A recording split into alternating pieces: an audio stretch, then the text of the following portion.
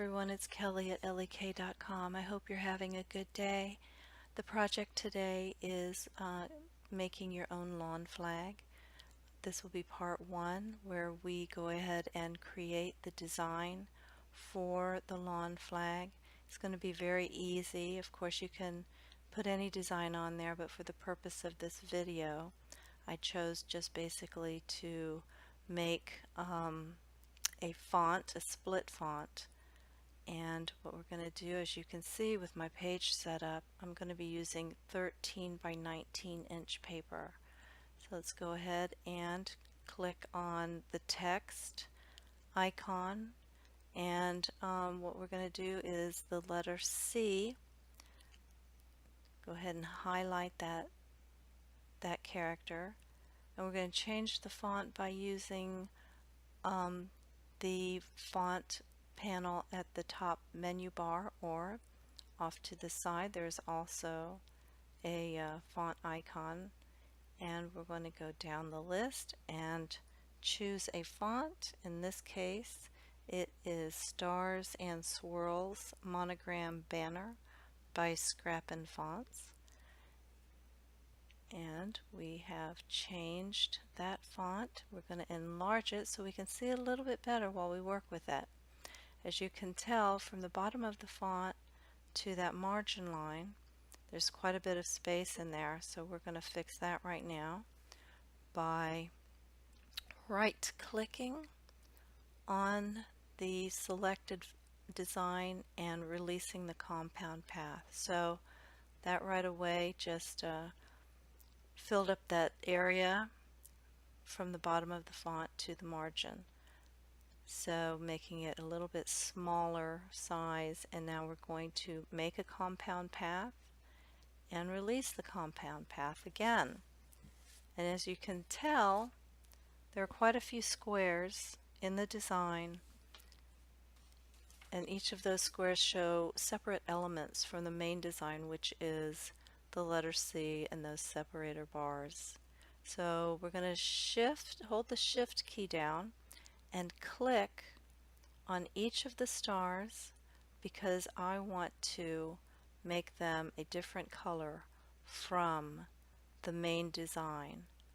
So we're going to go ahead and continue to hold that shift key down while we select each of the stars. There we go. Try to double check to make sure we've gotten all of those so we don't have to go back. This is the fastest way to accomplish this. So I've gotten all of the stars selected, and we're going to make a compound path. And what happens is we have now made the main design separate from the stars. Okay, so it's its own element. The stars are their own element. So we're going to go ahead, hold that shift key down again, select each of those stars again, and as you can tell, this time the stars are being surrounded by the squares, whereas before they disappeared. Now they're being selected, hence those squares are now going to surround each star as its own selection. And I want to color these stars in, and I'm going to go into the fill panel and choose the color blue. I'm going to go into the line style panel and change the color of the lines to no color, because right now there was a red line around those blue stars. Don't want that. Alright, so I'm going to click on the main portion of that font, which is the letter C and the swirls and the separator bars. Went into my fill panel once again and colored all of that red.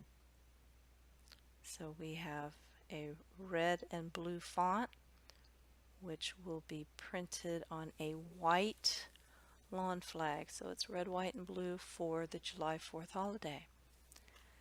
Alright, so we have all of that selected. I'm going to unselect and select everything, including the letter C and the stars, and we're going to go ahead and group. That way they are now one unit. They can all be moved around at the same time. And I'm going to go ahead and resize this font to fit. The flag is actually going to be a finished size of 12 inches by 17 inches. So I want to make this font 11 inches wide by 16 inches long. So we'll go ahead and do that and hit apply, and that will stretch that lovely design right out to cover that 13 by 19 inch page. Alright, so we're going to add some more text, and we're going to type in the name of the family that will be receiving this lawn flag. Their last name is Carter. Going to highlight that text again. Alright, change the font from the top or the side. And as you can see, the last font I chose, which was that split design, is at the top of the list. We don't want to use that again. We're going to go ahead and use a nice thick font, something that stands out, and when we enlarge it will cover the area between those separator bars.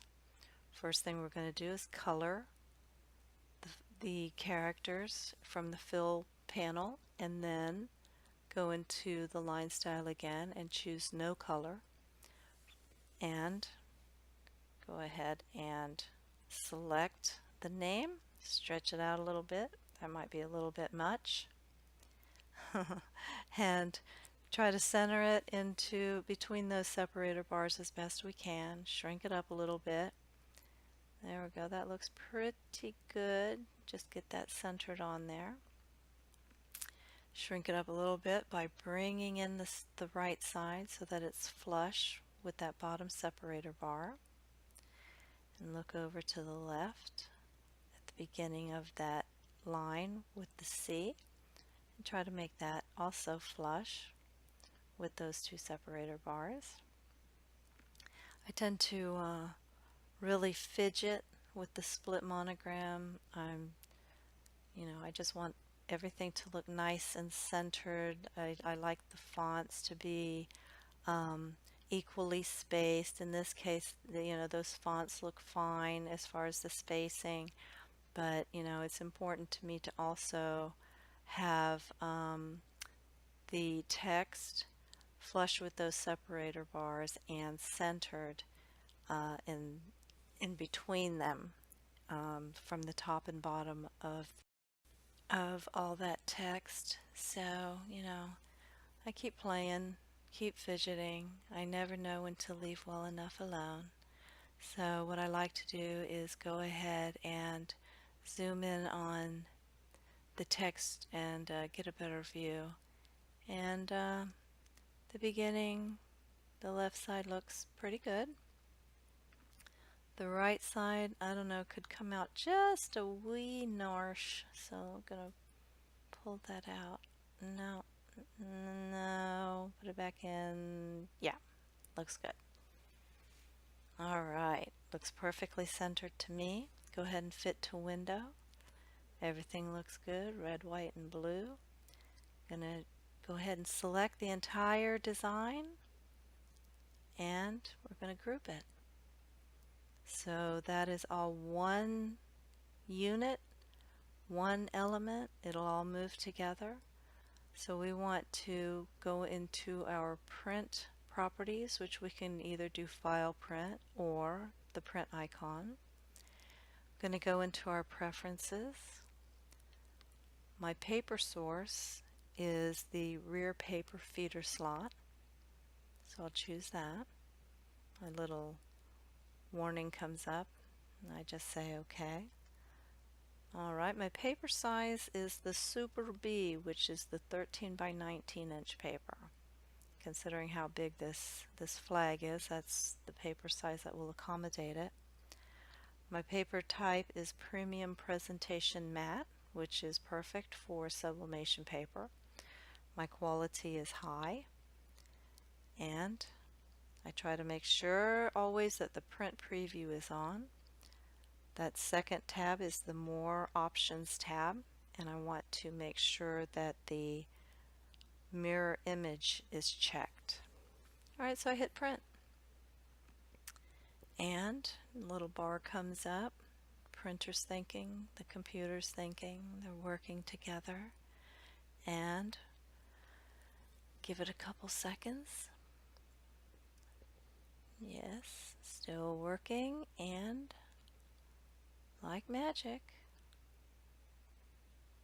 we have our print preview, and that's how the design is going to print on the paper.